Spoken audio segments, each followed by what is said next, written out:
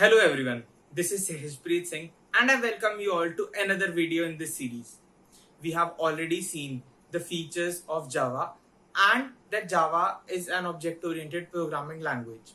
So before we move on to the concepts of Java language like multi-threading, exception handling and much more, let's see the features of object-oriented programming. There are four fundamental features of object-oriented programming, namely inheritance, polymorphism, abstraction, and encapsulation. In this video, we are going to start from inheritance. As the word suggests, inheritance means passing of characteristics and features from the parent generation to the offsprings. Similarly, in Java also inheritance is revolving around this concept only. Everything which we are going to study, we will relate it with real world and understand it. So let's get started. So today we are going to discuss what is inheritance. So inheritance is one of the four main features of object-oriented programming. Let's jump to see what it exactly is. So as the word suggests, inheritance comes from the word inherit. Inheritance is the ability to inherit. In real world, if we see, what does inherit means? Inherit means passing characteristics or property or something from one generation to the other, from the parent to offspring. So how can we link this in Java? What do we inherit and from whom? So basically, we inherit from already created classes. What do we inherit? We inherit their properties and behavior. So from the class from which we are inheriting is called base class, parent class or superclass. And the new classes which we make, which inherit the properties of this properties and behavior of this base class, are called derived class, child class or subclasses. The derived class can inherit all the properties and behavior of the base class, and they can even add their own elements to it. So what is the use of this? What is the use of inheritance? Why do we need the properties and behavior of the base class? So the use is that we don't need to write the code again and again. It gives us code reusability. It reduces the code redundancy. So it takes a lot less time and effort to do the same task. This is what inheritance gives us. So let's jump to an example. So let us suppose we have a class shape and we say that there are two different type of elements which we have. One can be circle and the other can be cylinder. So the shape class might have its own property. The property may be it knows what the value of pi is, and it has a behavior which calculates the square of a number which we pass to it. Get square int r. Now let us suppose this circle, it knows its r radius and it wants to calculate the area. And in this cylinder we know the radius and the height and we want to calculate the volume. So what exactly we want is, because we are inheriting the shape, so the value of pi should come from the shape and we should not re-declare it. We should directly use it from what we already have, and we should be able to use this get square method in this class circle to calculate the area. Now, before we jump to the implementation and really see how it works, let us see what do we mean by this is a relationship.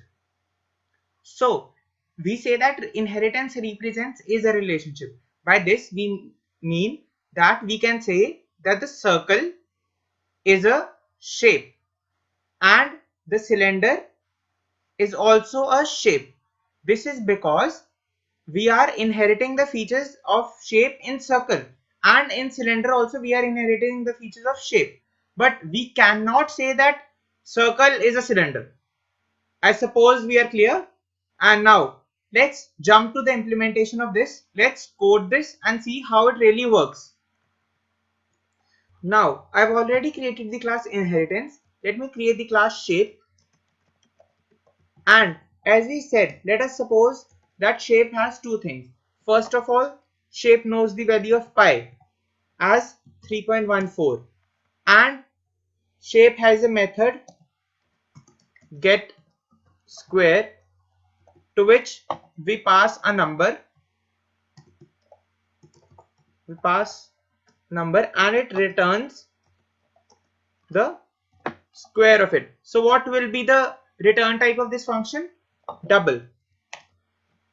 Fine. Now let us suppose we create a class circle, and this circle knows that its radius is 5 centimeter, let's suppose.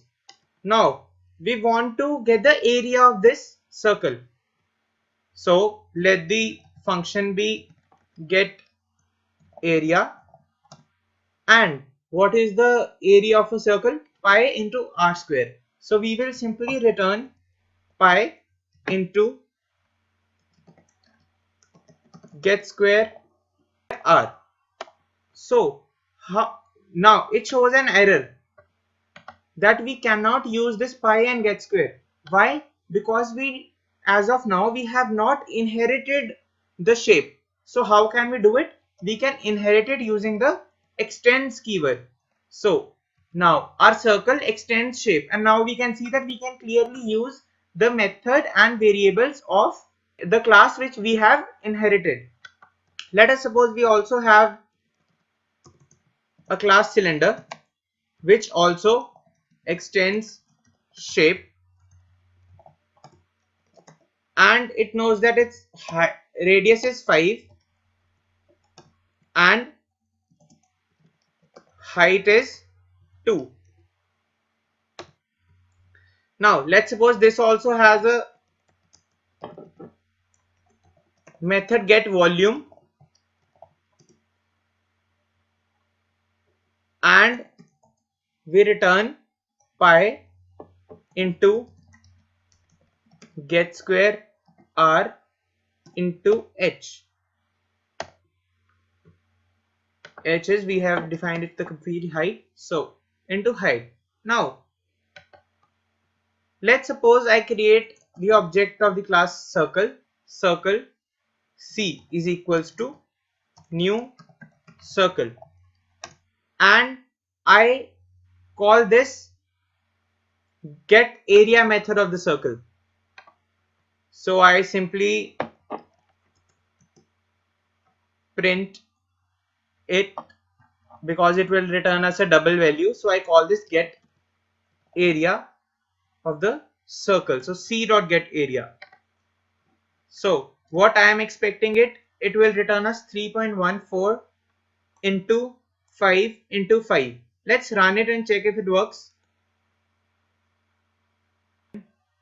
Yeah, so we got 78.5. So I suppose 25 into 3.5414 is 78.5, and it gives us the correct answer. Now let us also create a object of the class cylinder. Cyl is equals to new cylinder, and similarly I call the method cyl dot get volume. So what I am expecting is 78.5 into further 2. So I am expecting 157. So now let's save it and run it. So I get 157. So my program is running completely fine, and we can see inheritance in this. We inherited the class shape in the class circle, and we were able to use pi, the variable from class shape, and the method get square from class shape. This is the inheritance in Java. Now today we'll look into different types of inheritance in Java, and we'll discuss a very famous problem known as the diamond problem. Let's jump to it. So first of all, we discuss about the types of inheritance. There are basically 4 types of inheritance in Java. First of them being single level inheritance. What do we mean by single level inheritance? In single level inheritance, there are 2 classes and one of them extends the other class. So as in this scenario, class B extends class A. Extends class A as represented by our arrow, this. So this is single level inheritance. Let's see the next one. The next one is multi-level inheritance. There are multiple classes. One of them inherits class A and the other one inherits that class indeed. For example, in this example, class B inherits class A and class C in return inherits class B. So this is multi-level inheritance. Let's see what the signature of the class will be. So here it will be class B extends class A and here it will be class C extends class B. Now let's see the third type of inheritance. It is hierarchical inheritance. What do we mean by hierarchical inheritance? Multiple classes inherit the same class. Like in this example, class B inherits class A and class C also inherits class A. This is hierarchical inheritance. So, do we remember something from here? Yeah, in the last class, the example which we did using shape, circle and cylinder was indeed an example of hierarchical inheritance. Now let's jump to the next type. It is hybrid inheritance. What do we mean by hybrid inheritance? It can be a mixture of any of these. It can be hierarchical inheritance plus multi-level inheritance, or it can be hierarchical inheritance plus single level inheritance.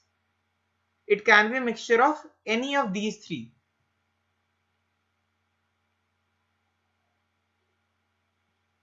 Any of these three mixed. Right? Now let's move on to the next type.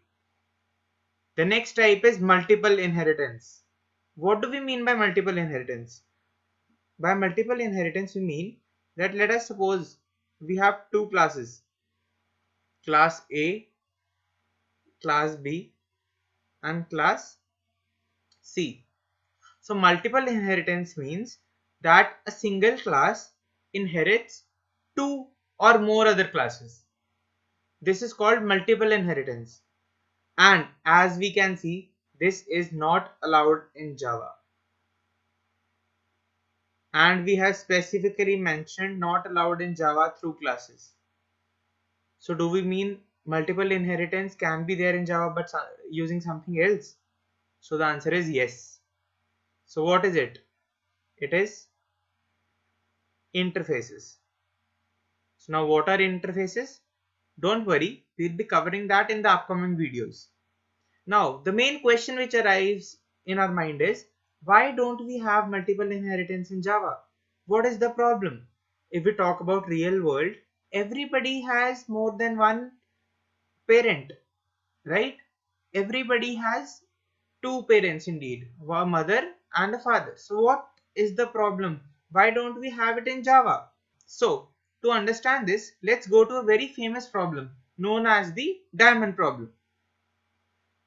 So this is the diamond problem. This is the structure of a diamond problem. Let us suppose we have four classes. Class B and class C both inherit class A. Right? And let us suppose that class D inherits class B and class C both. So what we are talking is, this part is hierarchical inheritance. This part is multiple inheritance. Now let us consider a scenario. Let us suppose this class A has a method print. So void print, and what it does is it simply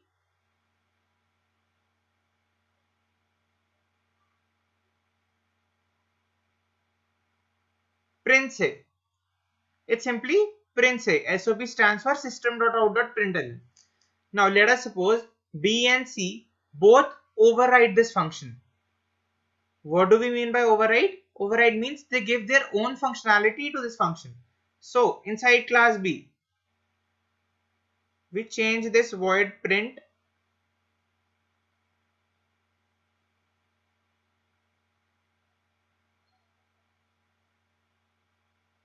to print B, and inside this class C we change this function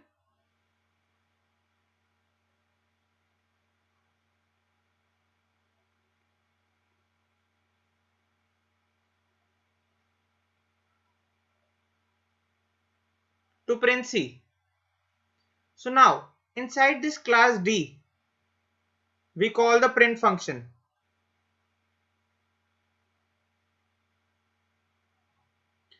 So just brainstorm for a minute and think, which of these will be called? What will be our output? Will it print B as inherited from the class B, or will it print C as inherited from the class C? So this is the main problem. We don't know what it will do. This is an ambiguity. So to avoid such ambiguity, we don't have multiple inheritance through classes in Java. So we also said we have it through interfaces. So does this problem not occur over there? The answer is no. When we come to interfaces, we will see how this problem does not exist in such a case where we use interfaces. That's it for today. I hope you got it. Thank you. Let's continue our discussion on inheritance. Today we are going to see what exactly happens when we create the object of a child class. We already know that using inheritance we can use the methods and variables of the parent class inside the child class. But how exactly this happens? Is the object of parent class automatically being created, or is it the object of child class that does everything for us? Let's straighten out this problem. So before we jump to this problem, we need to know something known as hash code in Java.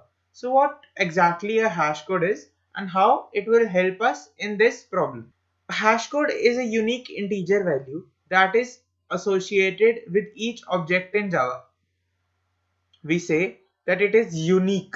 So every object will have its own hash code. As illustrated over here, there is object 1. The name of the object is A, or let's suppose the reference variable of this object is A, and it will have a hash code X. Now we have a different object with a different reference variable. This object will have a different hash code. Why? Because different objects have different hash codes. Let's try this out. Let us suppose we have a class shape. We are going to create the objects in the main method of the inherited object class. And let us suppose this shape has a method print hash code, which will print the hash codes of the object which calls it. So now how can we print the hash code? From where do we get the hash code? So there is a native method known as hash code, which is a method of the class object, and we can use it in any of our classes. So we can simply print out the hash code of the object which we are working with using this dot hash code. So what do we mean by this? This is a keyword which is used to refer to the current instance we are working in.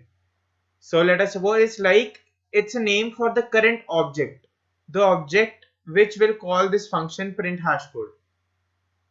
We will study about this in our later videos, so don't worry about it. Just as of now, it refers to the object which will call this function. Now, in the main method, let us suppose we create two shapes, shape S1 and another object of shape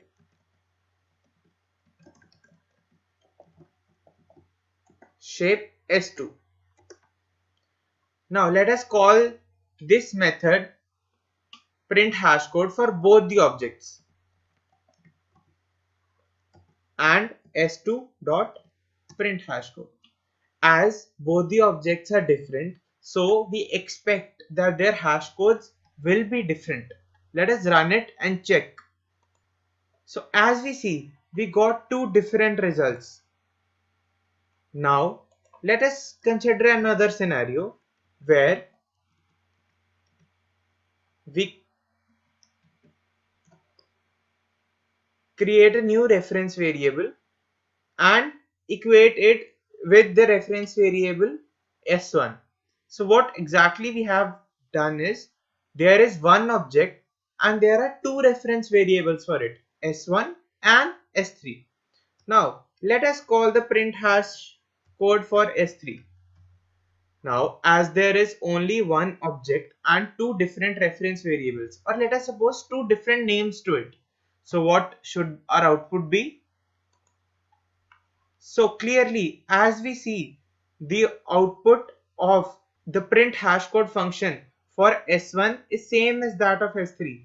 So this clarifies, even if we keep two different names or we have two separate references for the same object, it will give us the same output because the object is one, right? Hence, hash code is a property of the object. Let's get back. Now, we have already seen this scenario. A, C are equivalent to S1 and S3 and they give us the same hash code. Now let's get back to our problem. So let us suppose there is a class shape and there is a class circle. We instantiate the class circle. We create the object of the class circle. Now, is the object of parent class automatically created? Let's see this. Let us suppose we have a class shape. We already have it. Let us suppose we create a class circle which extends shape. Using the extend keyword, we have inherited the class shape. Now in this class, let us suppose we have print child class hash code.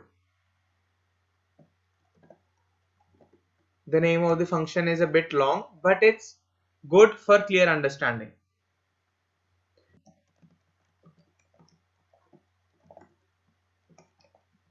Similarly, in this function, we print the hash code of the instance which is calling this function.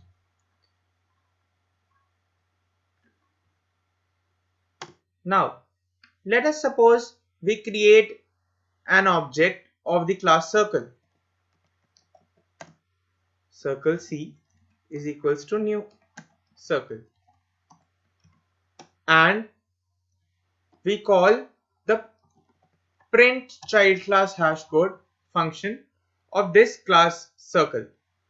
We run it and we see it has some hash code and we want to check what will be the hash code of the reference of the parent class. So to do this, let us suppose we create another function, print base class hash code.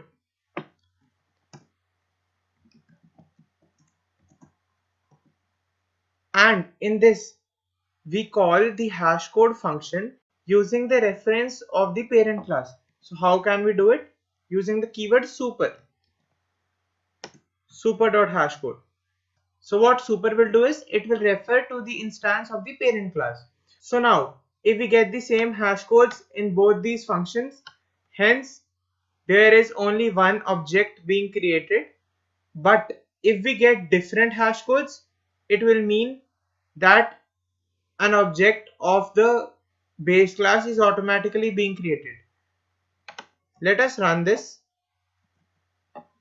and check what is the output which we get. C dot print base class hash code. Let's save it and run it.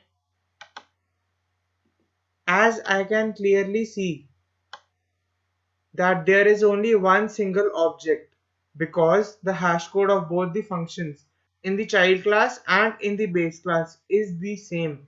Hence, there is only one object. And what is that object? That object is C, which we have created of the class circle. Hence, let's observe what we have seen. When we create the object of a subclass, a separate object of the superclass is not created. Only one object of the subclass is created, and that object has the properties and behavior of the parent class. I suppose everyone is clear with the concept. Thank you. If you like this video, subscribe to our YouTube channel and hit the bell icon to never miss a video from Upgrad.